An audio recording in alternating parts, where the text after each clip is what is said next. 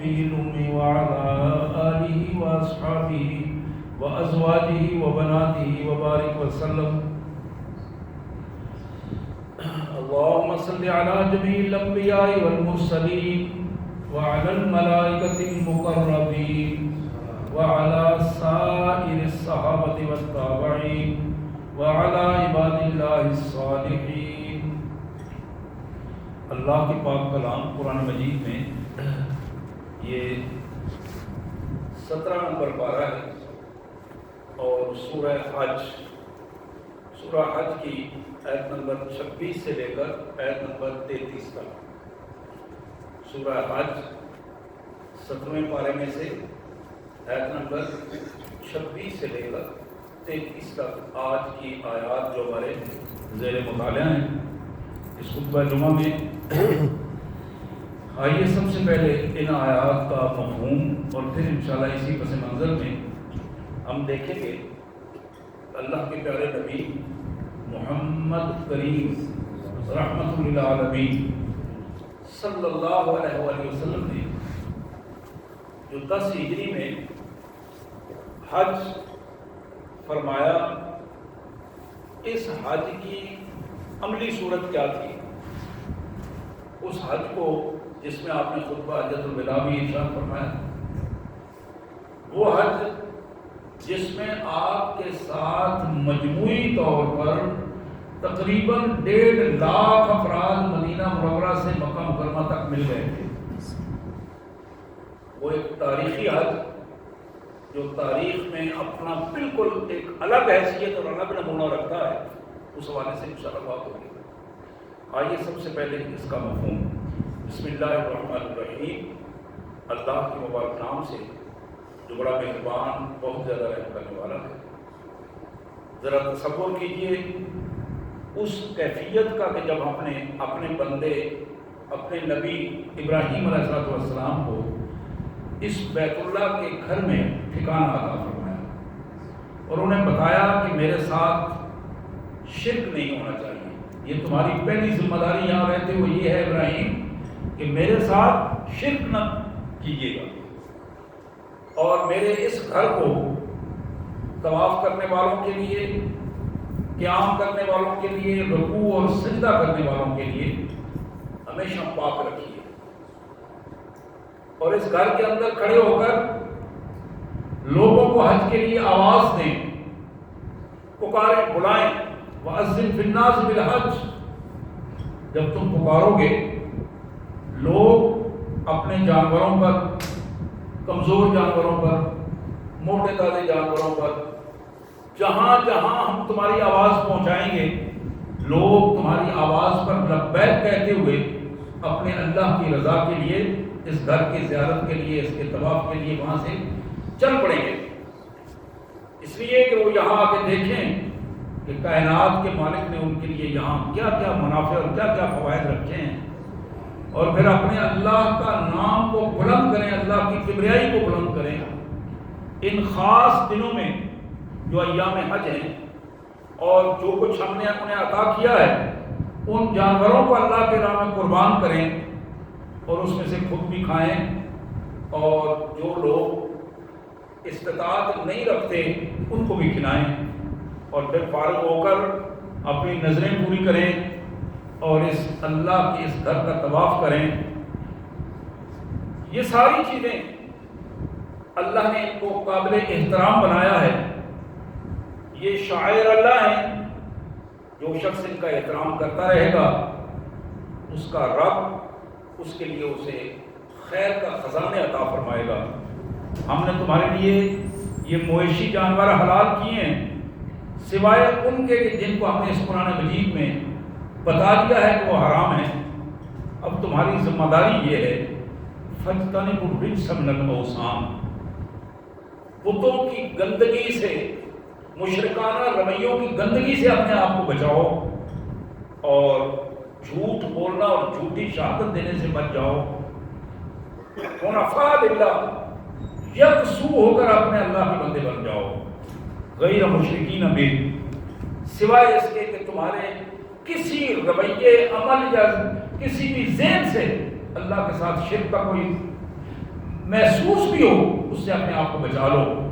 اور حقیقت یہ ہے کہ جو بندہ مشرکانہ رویہ اختیار کرتا ہے وہ تو ایسے ہے جیسے وہ آسمان کی بلندیوں سے نیچے گر پڑے، اس کے ٹکڑے ٹکڑے ہو جائیں اور پھر پرندے اس کے ٹکڑوں کو کھا جائیں اور ہوا اس کی ہڈیوں کے ٹکڑوں کو ادھر ادھر چلاتی پھرے۔ یہ اللہ کے احکامات جن کے لیے اللہ نے احترام کا ارشاد فرمایا ہے، یہ تمہارے دلوں کے تقویٰ کا سبب بنتے ہیں۔ اس میں تمہارے لیے بہت ساری فوائد ہیں۔ اور پھر جب یہی جانور اللہ کی حضور اس کی قربانی کی صورت میں اس تک پہنچتے ہیں تو پھر یہی بہت بڑے اجر کا سبب بن جاتے ہیں۔ سبحان اللہ وبحمدہ، سبحان اللہ العظیم وبحمدہ، نستغفر اللہ ونتوب الیہ۔ یا کریم یا ارحم الراحمین یا ذی الجلال والاکرام۔ حضرات تھوڑا سا وقت ہے، میں تھوڑے سے وقت میں آپ کے سامنے وہ منظر رکھنا چاہتا ہوں۔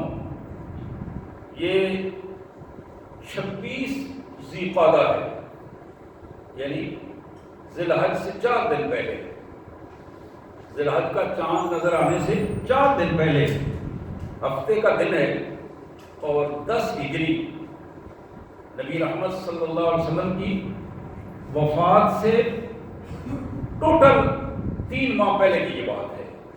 3-3.5 ماہ تقریباً بنتے ہیں۔ نبی رحمت صلی اللہ علیہ وسلم نے ظہر کی نماز ادا فرمائی مدینہ طیبہ میں، مسجد نبی میں۔ ظہر کی نماز کے بعد آپ نے اپنے پروگرام کے مطابق غسل فرمایا، احرام باندھا، لباس کی کیفیت تبدیل فرمائی، تیل لگایا، کنگھی کی، بالکل ایک نئے سفر پر اپنے آپ کو تیاری کے لیے تیار فرمایا۔ اور پھر قربانی کے جانوروں کو ساتھ لیا۔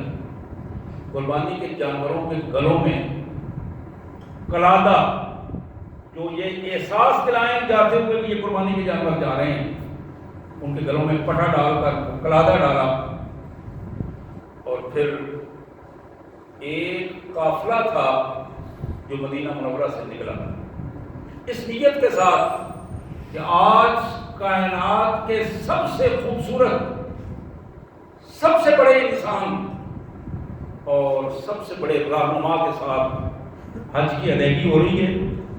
اس سے پہلے جناب ابوبکر صدیق رضی اللہ تعالیٰ عنہ امیر الحج بن کے گئے تھے، لیکن اس دفعہ میرے آقا صلی اللہ علیہ وسلم کے وہ الفاظ تاریخ میں بالکل رقم ہے۔ آپ نے بار بار ہر اگلے موقع پر یہ ارشاد فرمایا، خذوا عنی مناسککم، لوگوں آج تم میرے ساتھ حج کر رہے ہو اور میرے ساتھ حج کرتے ہوئے ایک ایک چیز کو سیکھو اور نوٹ کر لو، ممکن ہے پھر اس طرح حج کرنے کا موقع ملے یا نہ ملے، اور میں نہیں سمجھتا کہ موقع ملے گا۔ بار بار آپ الفاظ کہہ رہے تھے، خذوا عنی مناسککم، آؤ سیکھو، حاصل کرو، یہ فرض جو ہے، یہ رکن اسلام جو ہے، آج میں عملی طور پر تمہارے ساتھ ہوں اور میری رہنمائی میں اس چیز کو سیکھتے چلے جاؤ۔ میرے آقا صلی اللہ علیہ وسلم عصر کی نماز کے وقت ذوالحلیفہ میں پہنچے۔ یہ وہ مقام تھا جہاں سے آپ نے باقاعدہ احرام باندھ کر اس کو باقاعدہ تیاری کی صورت میں آگے نکلے، اور پھر ازواج مطہرات آپ کے ساتھ تھی۔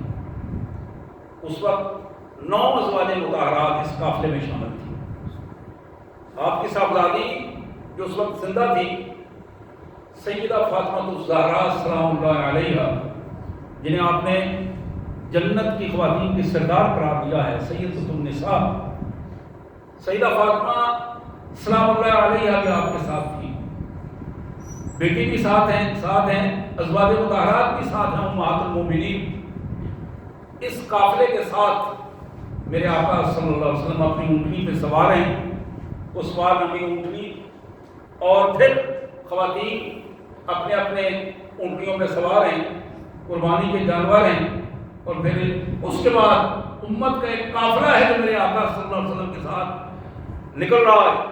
اور ذوالحلیفہ کے بعد جب نکلے تو نبی رحمت صلی اللہ علیہ وسلم کی زبان مبارک سے جب یہ الفاظ نکلے لبیک اللہم لبیک لبیک لا شریک لک لبیک ان الحمد والنعمۃ لک والملک لا شریک لک، میرے اللہ میں حاضر ہوں، میرے اللہ میرے مالک میں حاضر ہوں، لبیک اللہم لا شریک لک لبیک، تو اکیلا بادشاہ ہے، تو اکیلا بااختیار ہے، تو اکیلا طاقت والا ہے، تیرے علاوہ کوئی نہیں، تیرے جیسا کوئی نہیں، میرے مالک میں تیرا بندہ ہوں، عاجز بندہ ہوں، میں تیرے حضور آ گیا ہوں، لبیک اللہم لبیک لا شریک لک لبیک ان الحمد، تعریف تیرے لیے، والنعمۃ سارے انعامات تیری طرف سے، ساری نعمتیں تیری طرف سے،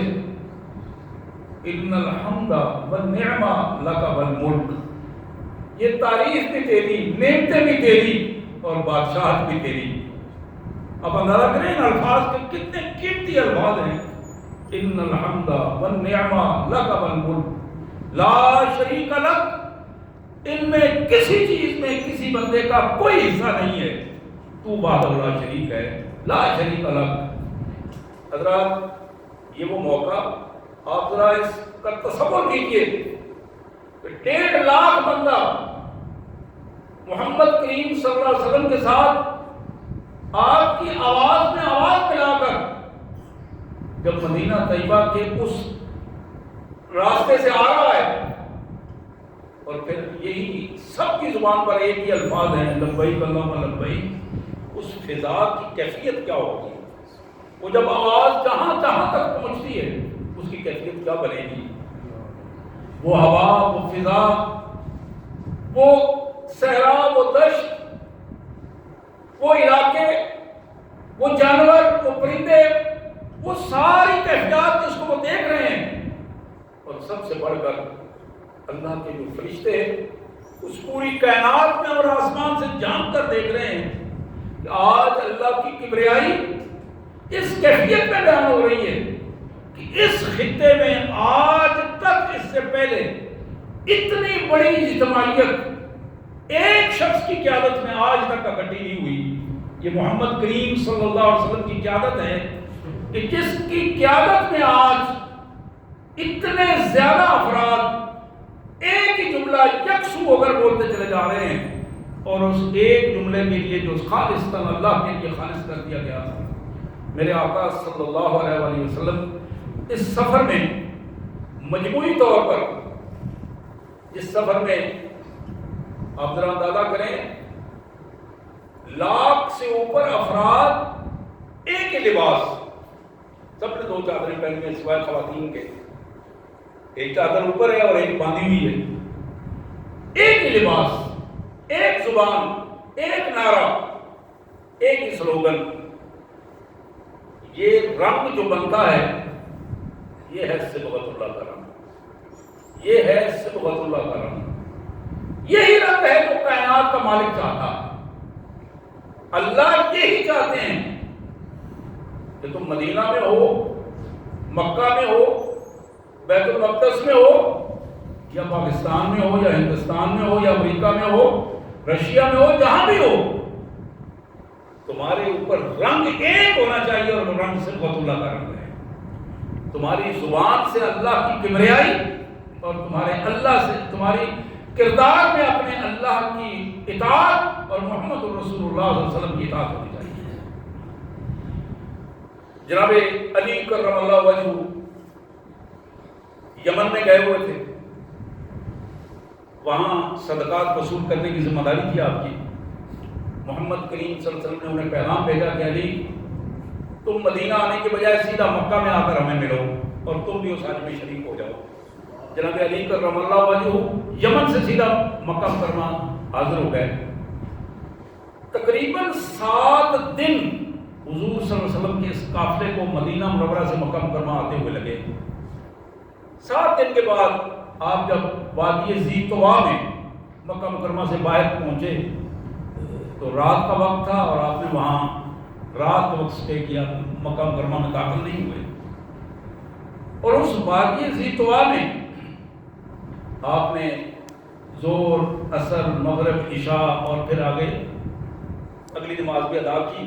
صبح کی نماز کے بعد آپ اس کیفیت میں مکہ مکرمہ میں آپ تشریف لے گئے۔ مکہ مکرمہ میں جب آپ داخل ہو رہے تھے تو پھر آپ اندازہ کر سکتے ہیں کہ یہ کیفیت اور یہ رنگ اور شوق کا وہ انداز جو صحابہ کرام مجموعی طور پر کئی صحابہ تو ایسے تھے کہ 10 سال بعد وہ واپس آ گئے تھے۔ بعض صحابہ کرام جب سے جہاں سے گئے تھے ہجرت کر کے تقریباً 10 سال بعد واپس آ رہے تھے، تو آنکھیں آنسوں سے بھری ہوئی تھی۔ شوق کا بیت اللہ کو دیکھنے کے لیے ایک وفور کی کیفیت اختیار کر گیا تھا۔ نبی رحمت صلی اللہ علیہ وسلم کے ساتھ آپ ان صحابہ کرام نے اس کیفیت میں کعبۃ اللہ کا طواف کیا، اور آپ نے بلکہ جب آپ وہاں وادی میں موجود تھے، ذوالحلیفہ میں موجود تھے، تو وہاں نبی رحمت صلی اللہ علیہ وسلم نے فرمایا کہ آج اللہ نے اپنے فرشتے کے ذریعے مجھے پیغام بھیجا ہے کہ تمہاری اس حج میں عمرہ بھی شامل ہے۔ اور پھر آپ نے آگے اعلان فرما دیا کہ جن لوگوں کے پاس قربانیاں نہیں ہیں وہ صرف عمرہ کر کے اپنا احرام کھول دیں۔ نبی رحمت صلی اللہ علیہ وسلم نے جو احرام باندھا تھا وہ حج قران کا باندھا تھا، جس میں حج اور عمرہ دونوں شامل تھے۔ اور اس کیفیت میں اللہ کے رسول صلی اللہ علیہ وسلم نے اپنا احرام نہیں اتارا اور سب کو بتایا کہ جن لوگوں کے پاس قربانیاں نہیں ہیں وہ احرام اتار دیں، ان کا عمرہ مکمل ہو گیا، حج کے لیے وہ بعد میں کسی وقت حج کر رہے ہیں۔ جن کے پاس قربانیاں تھیں ان کے لیے حج کا اہتمام کے لیے رسول کائنات صلی اللہ علیہ وسلم نے حکم عطا فرمایا۔ اب جناب علی کرم اللہ وجہہ وہی موجود تھے، یمن سے حاضر ہو گئے، تو انہوں نے احرام نہیں اتارا۔ تو جب رسول اللہ صلی اللہ علیہ وسلم سے ملاقات کے لیے حاضر ہوئے تو حضور نے پوچھا علی قربانی ہے، احرام نہیں اتارا تم نے؟ کہا اللہ کے رسول صلی اللہ علیہ وسلم میں نے وہاں سے آتے ہوئے یہ نیت کی تھی کہ میرے اللہ میرے مالک تو جانتا ہے جو نیت میرے نبی نے کی ہے وہی میں نے کی ہے، جو نیت حج کی میرے نبی نے کی ہے میرے اللہ وہی نیت میں نے کی ہے، میں نبی کا امتی ہوں، جو سوچ میرے نبی کی ہے وہی میری ہے۔ تو رسول اللہ صلی اللہ علیہ وسلم مسکرایا اور آپ نے فرمایا اچھا تمہیں ہم اپنی قربانی میں شامل کر لیتے ہیں۔ جناب علی کرم اللہ وجہہ کو اسی طرح پھر حج میں ساتھ شامل کیا اور اپنی قربانیوں میں سے ان کو قربانی عطا کی اور اسی کیفیت میں آپ بھی حج میں شامل ہو گئے۔ نبی رحمت صلی اللہ علیہ وسلم اس طواف کے بعد مینا میں تشریف لے گئے۔ یہ 4 ذی الحج تھا جب آپ مکہ مکرمہ میں تشریف لائے تھے۔ 4 ذی الحج کو صبح کی نماز کے بعد دن کے وقت آپ مکہ مکرمہ میں تشریف لائے، اور یہ وہ دن تھا جب ذی الحج کا وہ پورا منظر حج کا منظر بن چکا تھا، پوری کائنات سے لوگ اپنے اللہ کے حضور پہنچ چکے تھے۔ آپ اس کے بعد 8 ذی الحج کو رات کے وقت مینا میں تشریف لے گئے۔ اب مینا میں آپ نے مجموعی طور پر زور، عصر، مغرب، عشاء اور صبح کی نمازیں ادا فرمائیں اور سورج کے چڑھنے کا انتظار فرمایا۔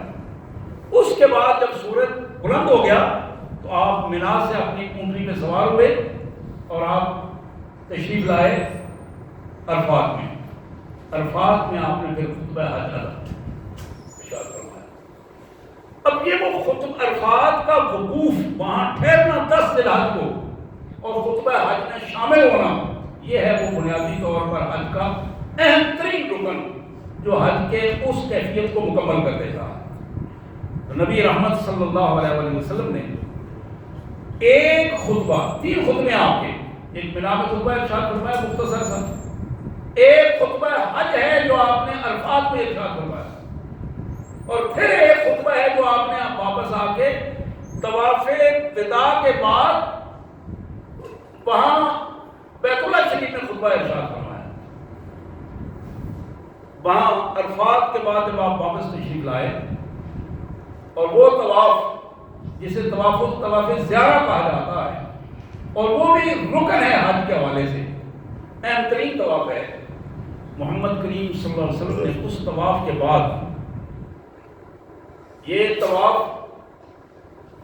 اس وقت تھا کہ جب سورج بلند ہو گیا تھا اور لوگ مکہ مکرمہ میں اس طواف زیارت کے وقت تمام لوگ موجود تھے، اور یہی وہ اہم موقع ہوتا ہے جب سارے کے سارے حاجی اس رکن کو ادا کرنے کے لیے مجموعی طور پر اسی وقت اسی دن انہی حالات میں وہاں پہنچتے ہیں۔ تو میرے آقا صلی اللہ علیہ وسلم نے وہاں خطبہ ارشاد فرمایا۔ اب سامنے سننے والے لوگ وہ تھے جو مجموعی طور پر، میں نے پہلے بتایا کہ ایک روایت کے مطابق 1,24,000، ایک روایت کے مطابق 1,44,000 وہ لوگ تھے جو آپ کے ساتھ آئے تھے۔ 4 ذی الحجہ کو جب آپ مکہ مکرمہ میں داخل ہوئے تو یہ لوگ آپ کے ساتھ آئے تھے، اور ہزاروں کی تعداد میں وہ لوگ تھے جو پہلے ہی وہاں موجود تھے، خود مکہ والے بھی وہاں موجود تھے۔ اس کیفیت میں میرے آقا صلی اللہ علیہ وآلہ وسلم ظہر کی نماز سے پہلے آپ نے خطبے کا آغاز فرمایا، اور یہ خطبہ آپ ذرا ان کے الفاظ سنیے، میں 2-4 صرف بنیادی پوائنٹ اس خطبہ کے حوالے سے آپ کے سامنے رکھنا چاہوں گا۔ آپ نے فرمایا کہ لوگوں میری بات ذرا غور سے سنو، یہاں سے خطبے کا آغاز ہوا، دوسرا ہوا، لوگوں میری بات ذرا غور سے سنو، میں نہیں جانتا کہ پھر اس کے بعد کوئی اس طرح کا موقع آئے کہ ہم اکٹھے ہو سکیں، ممکن ہے میں یہ دوبارہ خطبہ نہ دے سکوں۔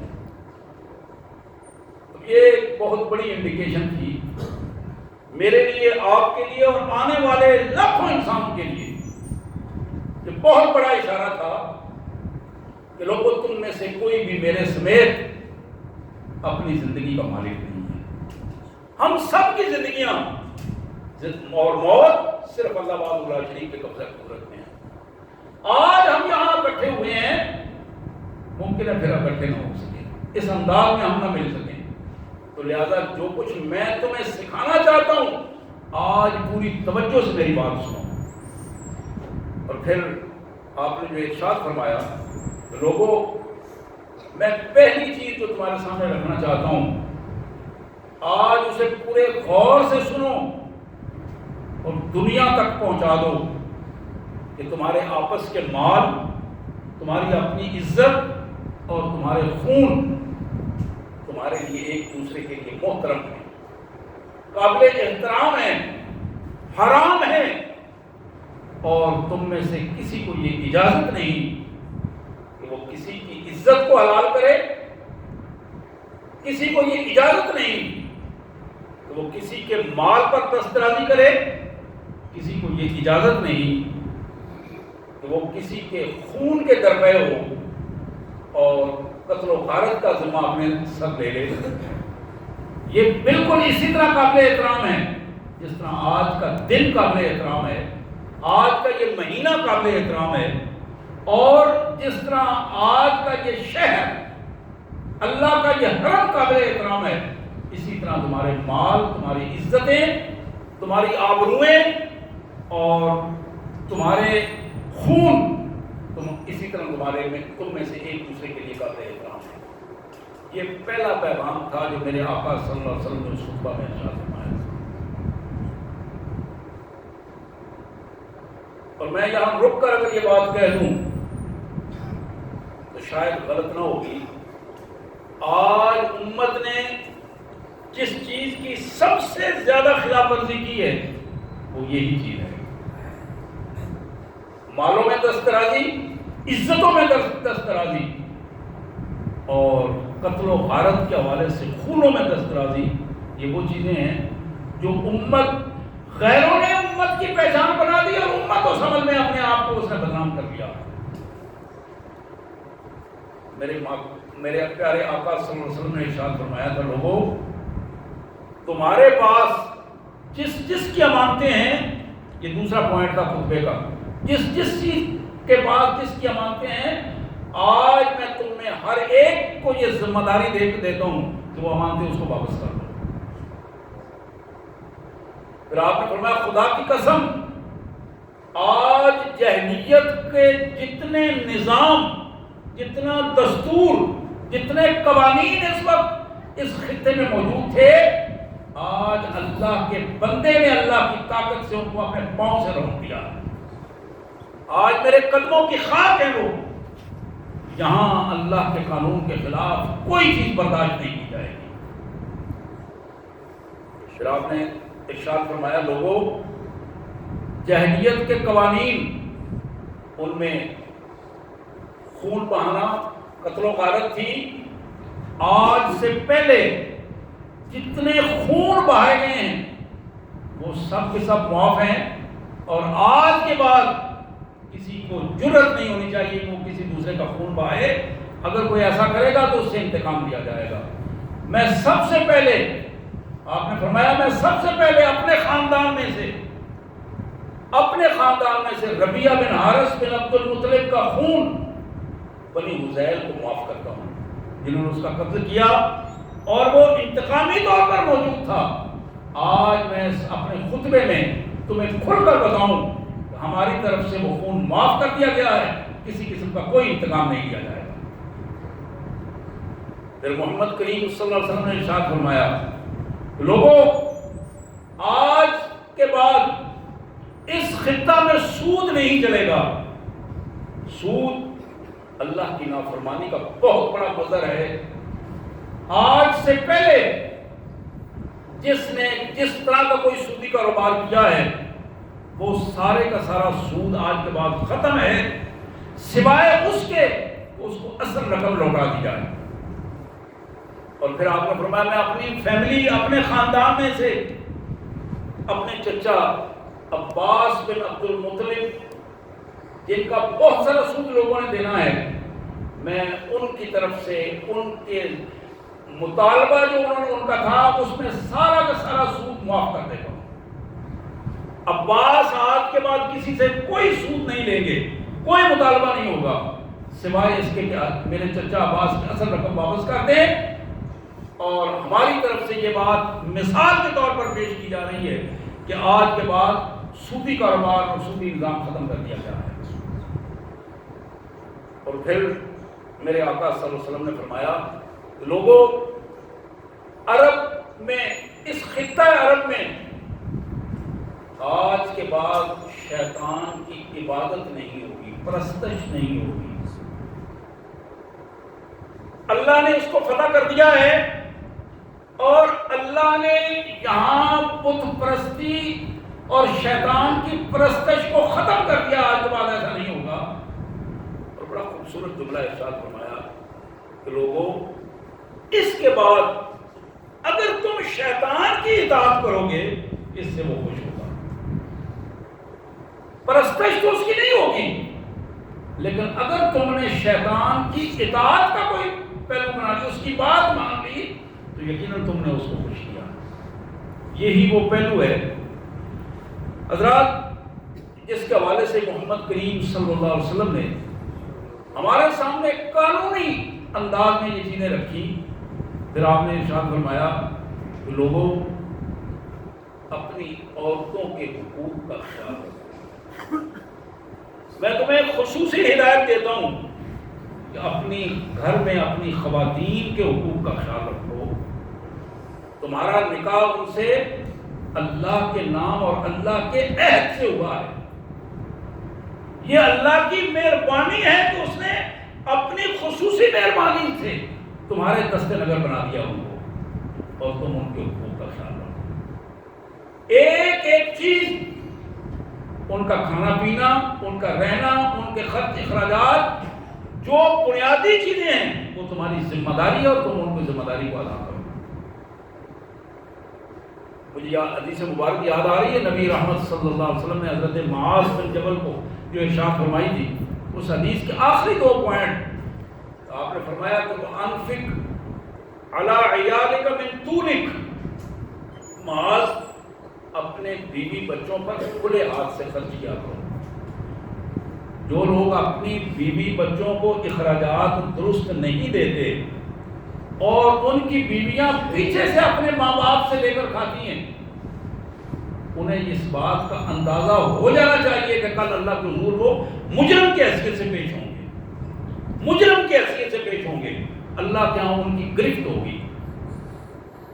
اس لیے کہ نکاح کے بعد خامد کی یہ ذمہ داری ہے کہ وہ اپنی بیوی کو کھانے پینے رہنے سہنے کا خرچہ دے اور جائز انداز میں اس کی ساری ضرورتیں پوری کرے۔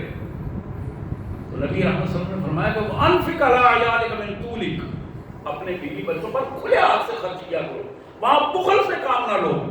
لیکن ساتھ ہی ارشاد فرمایا اپنے بیوی بچوں پر یہ کام تو کرو، لیکن لا ترفع عنہم عصاک ادبا، کبھی بھی اپنے بیوی بچوں کو دینی حوالے سے بے دین نہ ہونے دو، ان کو دین کا خیال رکھو اور ان کے دین کے ڈسپلن میں رکھو۔ جہاں تم خرچ کر رہے ہو، پیسہ دے رہے ہو، وہاں ان کے لیے اس انداز میں بھی ان کا خیال رکھو۔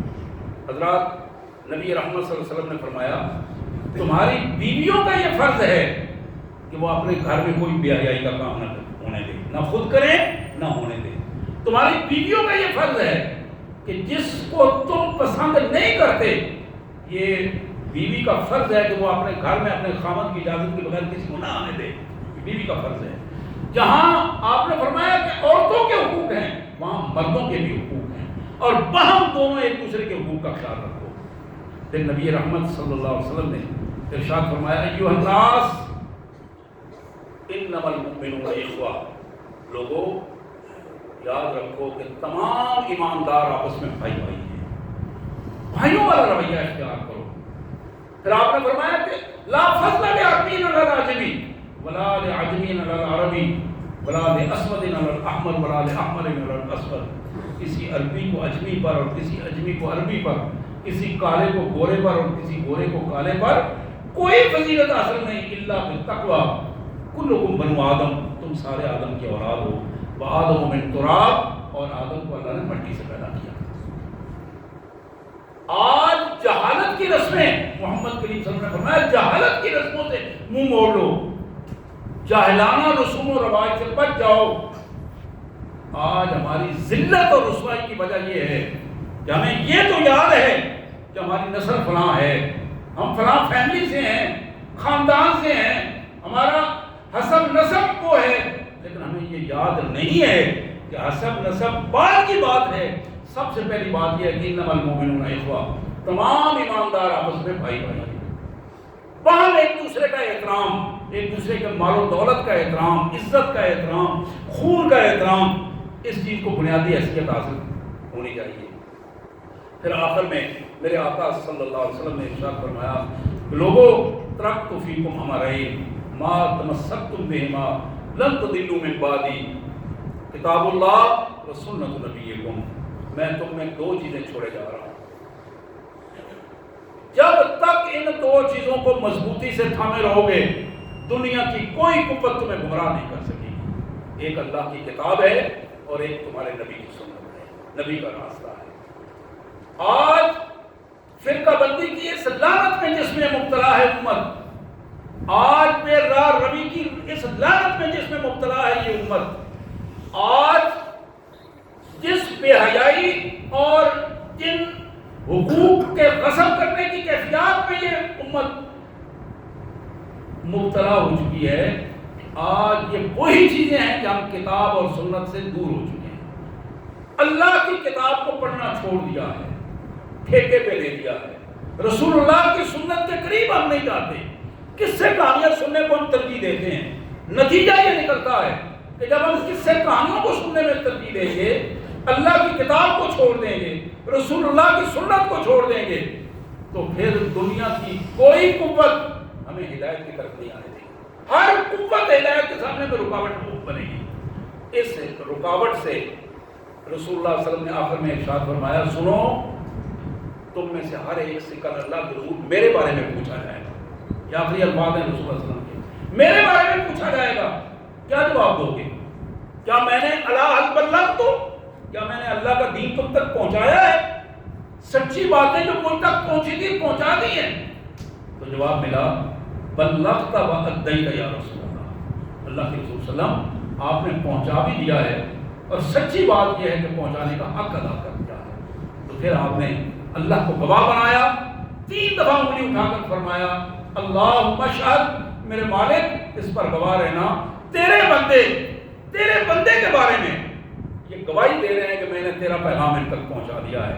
اور پھر نبی رحمت صلی اللہ علیہ وسلم نے فرمایا فَلْيُبَلِّغِ الشَّاهِدَ الْغَائِبَ، لوگوں جو یہاں میرے سامنے بات سن رہے ہیں ان کی ذمہ داری ہے کہ میری یہ بات اگلے لوگوں تک پہنچاتے چلے جائیں، قیامت تک یہ پیغام پہنچتا چلا جائے۔ میری اور آپ کی بھی یہی ذمہ داری ہے، عروب میں رہنے والے لوگوں کی یہ ذمہ داری ہے کہ یہاں جو غیر مسلم رہ رہے ہیں اپنے اخلاق سے متاثر کر کے ان کو اسلام کی دعوت دیں۔ عروب میں رہنے والے لوگوں کی یہ ذمہ داری ہے یہاں کہ جو بندہ یہ چیز طے کریں کہ آج کے بعد 1 مہینے میں، 6 مہینے میں، سال میں، ہفتوں میں ایک بندے کو ٹارگٹ بنا کے نمازی بنائیں، اس کے اخلاق درست کریں، کوئی حرام کاری کر رہا ہے تو اس کو بچانے کی کوشش کریں، اپنے آپ کو لگائیں اس طرف کہ اللہ کی رضا کے لیے تعلق بنائیں اور لوگوں کو برائی سے بچانے کی کوشش کریں۔ اللہ نے اس کی توفیق عطا فرمائے۔ وآخر دعوانا الحمدللہ رب العالمین۔